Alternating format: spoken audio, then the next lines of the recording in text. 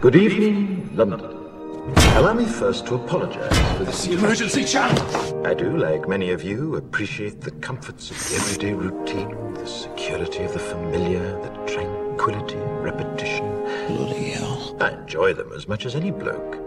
But in the spirit of commemoration, Who's that, Mum? whereby those important events of the past, usually associated with someone's death or the end of some awful bloody struggle, are celebrated with a nice holiday, I thought we could mark this November the 5th, a day that is sadly no longer remembered, by taking some time out of our daily lives to sit down and have a little chat. There are, of course, those who do not want us to speak. Just let me think. I suspect even now orders are being shouted into telephones and men with guns will soon be on their way. It's Chancellor Sutler. Damn it! Why? Because while the truncheon may be used in lieu of conversation, words will always retain their power. Words offer the means to meaning, and for those who will listen, the enunciation of truth.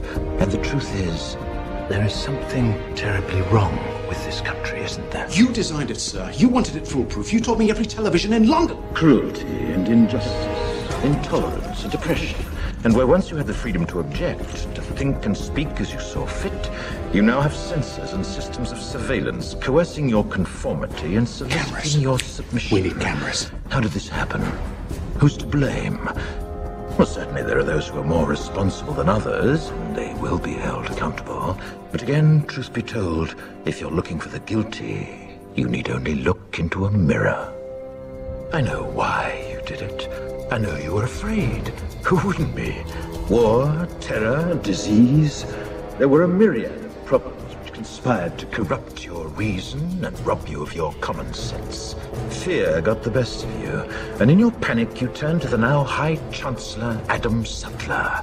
He promised you order, he promised you peace, and all he demanded in return was your silent, obedient consent. Inspector, you're almost through. Last night, I sought to end that silence. Last night, I destroyed the Old Bailey to remind this country of what it has forgotten.